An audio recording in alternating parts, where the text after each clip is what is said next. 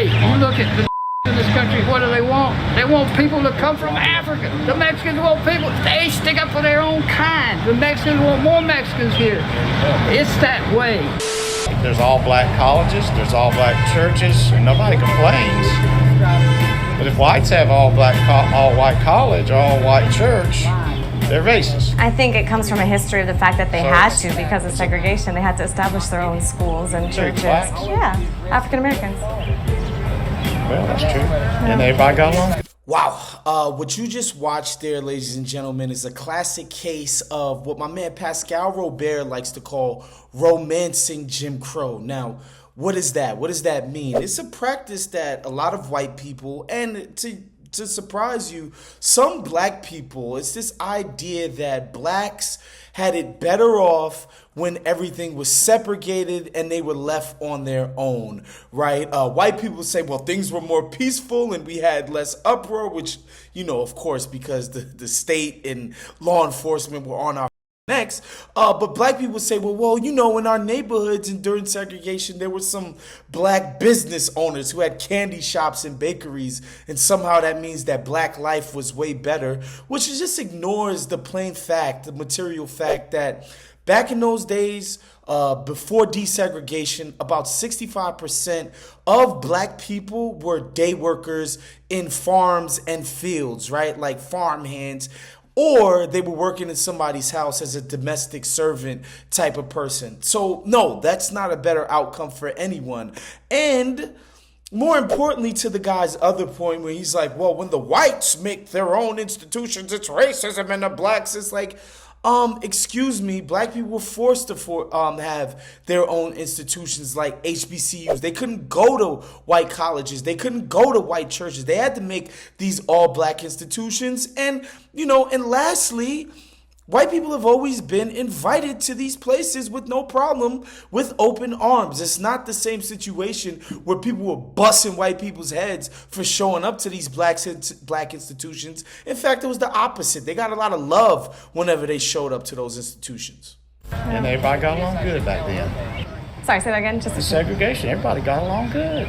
And another idea that we need to address in this clip, this brother said Mexicans want more Mexicans, black people want more blacks. I think that's just a ridiculous statement. Forget the one-to-one comparison that he's equating white supremacy and this idea that white is right with what Mexicans and blacks want. Like, he's just espousing white supremacist, eugenicist ideology. But just factually, it's not true. Look up an organization or a movement like ADOS, American Descendants of Slaves. Like, these are black Americans.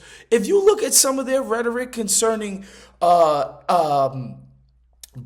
immigration from places like West Africa and the Caribbean, these aren't some big black diasporic loving people. Like, so factually, you're out of your mind. And like the confidence with which this white dude says this is insane. It just kind of just shows you like these people have no idea what they're talking about. It's just hate with no thought. I want to take you guys to this Nick Fuentes clip. We should be embarrassed. We are a white civilization. We can do better. White people have dominated the globe for 500 years. We put a man on the moon. We had an industrial revolution. We invented the nuclear bomb. And now we're just being basically from the inside out by Judeo-Bolshevik entertainment complex, academia, and intelligence community, State Department, and by all of this sludge pouring across the border from the South. We're not a serious country. This is just dyed-in-the-wool white supremacist ideology. Like, that's all he's espousing here. This idea that white people, no matter the ahistoric nature of what he's saying, this idea that white people are responsible for all the greatness the world has ever seen, they've dominated the world for 500 years. Forget about that ahistoricism for a second.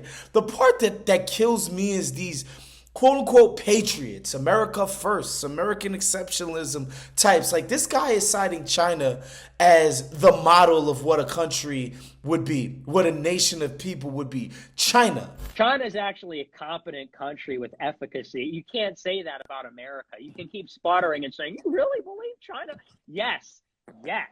China is They are affirming 1,000-year-old Confucian principles. They are returning to tradition. Authoritarian as hell, China. That's who this guy's espousing as what the perfect example of what, nationhood looks like. That's ridiculous. I do think it's important to address this guy's critiques here. When he's talking about a supply chain issue and all the problems that are being had with oil and all of this, and it's just like, bro, our supply chain issues originate in China, this great country that you just previously cited. And again, why is our supply chain so deeply intertwined with a country as far away as China? It's a little something called deindustrialization that was brought upon us against our will, might I add, by global capital. There's a reason why we're so intertwined with China's economy and their supply side stuff. The global capitalists that run our country made it so because they wanted to chase their cheap labor and they wanted to chase their market of people to sell goods to. And it'd be bad enough if he wasn't saying some of the most virulently racist and some of the most ahistoric, factually incorrect stuff about white people inventing everything that's good. It's that the most prominent people on the right, like Marjorie Taylor Greene, have no problem going on platforms with this guy, thereby legitimizing his rhetoric. And so that's really the main problem. Like, you can't get those people from the first clip without major, respectable, not fringy right-wingers espousing these exact same views in public. And that's the problem that we're contending with. And that's what's scary about our moment.